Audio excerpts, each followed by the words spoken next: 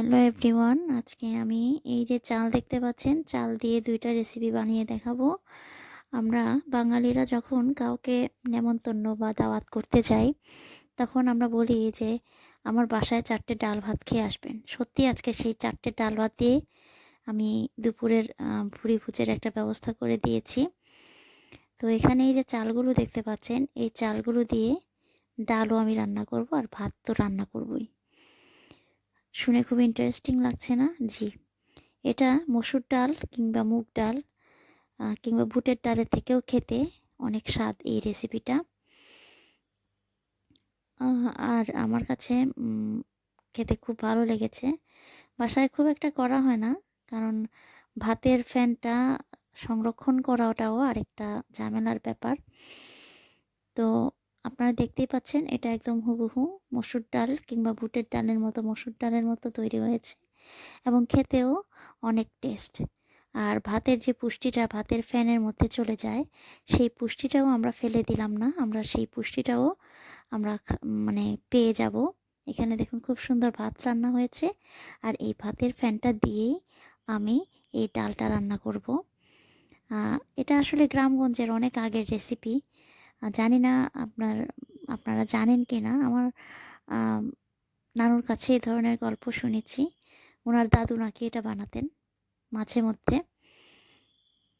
তো দেখতেই পাচ্ছেন আমার ডালটা অনেক সুন্দর হয়েছে। আর আমার এই রেসিপিটা আপনাদের ভালো লাগলে অবশ্যই আমার পেজটা ফলো দেবেন প্লিজ, আর শেয়ার করে দেবেন, অন্যকে দেখার সুযোগ করে দেবেন। তো ভিউয়ার্স, এখানে দেখতে পাচ্ছেন আমার রেসিপিটা খুবই সুন্দর হয়েছে। আমি ডালটা খুব ঘন করি নাই, আবার পাতলাও করি নাই। এটা কিন্তু মসুর ডালের মতোই।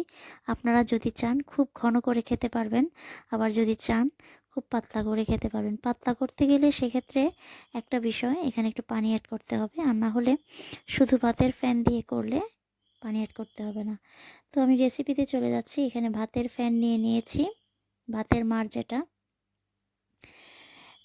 প্রথমে কড়াই বসিয়ে এখানে তেল দিয়ে দিলাম। আপনারা তেলের পরিমাণটা দেখতে পাচ্ছেন। আমি কোনো মেজারমেন্টে আজকে পরিমাপ করব না।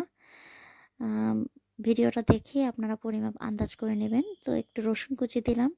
রসুন কুচিটা আমি একটু পরিমাণে বেশি দিয়েছি, যেহেতু এটা মসুর ডাল না। তারপরে পেঁয়াজ কুচি দিলাম। এখন পেঁয়াজ কুচি এবং রসুন কুচি, সাথে আমি এরকমভাবে কাঁচামরিচ ফালি দিয়েছি কয়েকটা, দিয়ে এটাকে ভালোভাবে নাড়তে থাকবো যতক্ষণ না পর্যন্ত ব্রাউন কালার হচ্ছে।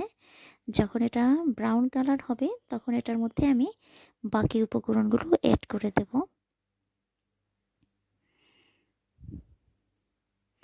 এটা কিন্তু কাউকে না বললে কেউ বুঝতে পারবে না যে এটা মসুর ডাল নাকি ভাতের ফ্যান। আমার বাসায় আমার যে সার্ভেন্ট, তাকে প্রথম দিন যখন খাইয়েছি সে কিন্তু বুঝতেই পারেনি। তো এই পর্যায়ে আমি একটু হলুদ আর একটু লবণ আন্দাজ মতো দিয়ে দিয়েছি। লবণ স্বাদ মতো দিবেন আপনারা।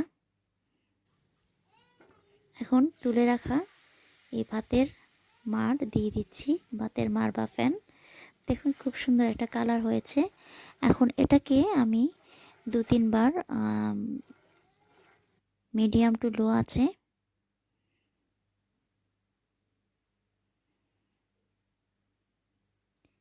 রান্না করব। দেখুন এখানে বলক চলে আসছে, ২-৩টা বলক হওয়ার পর এরকমভাবে আমি চুলার আঁচটা কমিয়ে দিয়েছি।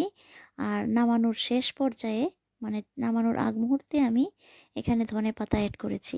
আপনারা চাইলে টমেটো অ্যাড করতে পারেন। সেক্ষেত্রে ওই যে কাঁচামরিচ যখন দিয়েছি, কাঁচামরিচের সাথে আপনারা তখন ওই টমেটো অ্যাড করতে পারেন কুচি করে। তো ভিউয়ার্স, আমার ডালটা তৈরি হয়ে গেল। এখন আমি গরম গরম পরিবেশন করব। বাচ্চাদেরকে কি খাওয়ালে কিন্তু এটা অনেক পুষ্টি পাবে বাচ্চারা। যে বাচ্চাদের স্বাস্থ্য নাই, সেই বাচ্চাদেরকে যদি এই ডালটা আপনারা খাওয়াতে পারেন কোনো রকমে, তাহলে মাশাল্লাহ স্বাস্থ্যের অভাব হবে না। তবে ডালটা খাওয়ানোই হচ্ছে মুখ্য বিষয়।